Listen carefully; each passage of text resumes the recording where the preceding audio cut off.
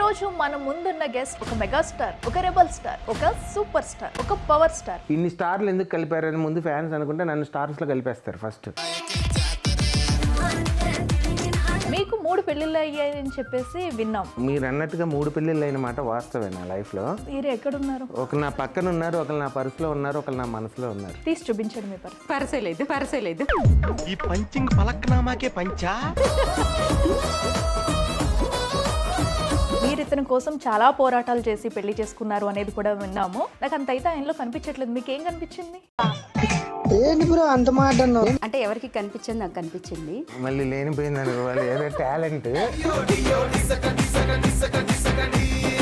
మీరు అది అనంతపూర్లో ఉన్నప్పుడే గుర్తించారు. ఏమంటే అప్పుడు మాత్రం నేను పేషెంట్ టాలెంటే. పంచంటే ఇలా ఉండాలి.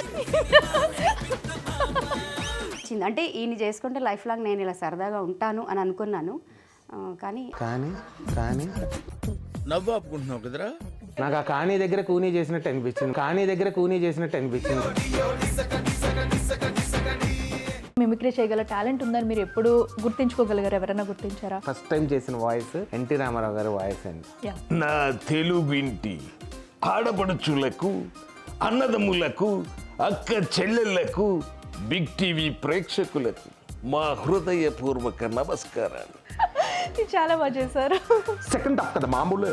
ఇది వాడిని పెళ్లి చేసుకుని వస్తుంది సార్, నేను మేజర్, నేను ఎవరినన్నా పెళ్లి చేసుకోవచ్చు అంటుంది.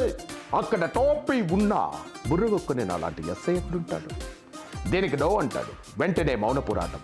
వందే మాతరం శ్రీనివాస్ విప్లవ గీతం. నేనెప్పుడు చూడని కళ్ళు నన్ను దేవుళ్ళ చూస్తున్నా. ఆ కళ్ళల్లో కన్నీళ్ళు వస్తుంటే నా కళ్ళల్లో బ్లడ్ వస్తుంది ఏంట్రా? రే కట్టప్ప డోంట్ ఏదో ఆకర్ గుండెవాడికి ఇక్కడ కన్నా ఉన్నగా గీకేడరా.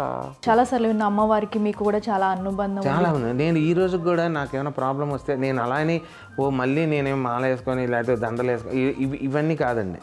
భక్తి మనసులో ఉండాలి. అమ్మకి నాకు ఒక బాండింగ్ అంతే. బట్ మీకు ఎవరితో అన్నా ఇన్ కేసు డిస్కషన్ అయినా గొడవ అయినా మీరేదో అమ్మవారికి చెప్పి ఏదో చేస్తారంటే ఏంటి ఇది? ఎంతవరకు నిజం? నేను అంజనం వేస్తానని ఎవరైనా చెప్పారా? ఏమండి భలే వాళ్ళు. నేను ఆర్టిస్ట్ నండి, భూత వైద్యుని కాదు. నేను ఈ బాలికను వశం చేసుకొని నా ఫ్లాట్ కి తీసుకెళ్తా. ఇప్పుడు బాలయ్య బాబు గారు ఒక సినిమాలో ఇడ్లీలో బీరేసుకుని నేను బీర్లో ఇడ్లీ వేసుకున్నా. మీ ఫేస్ పెడితే కనుక జనాలు చూడరని చెప్పేసి కూడా మిమ్మల్ని రిజెక్ట్ చేశారంట. యాక్చువల్ జరిగిన మాట వాస్తవం అండి. అంతా బాగుంది కానీ ఈయన కొద్దిగా నల్లగా అగ్లీగా చూడటానికి కొద్దిగా ఇబ్బందిగా ఉన్నాడు.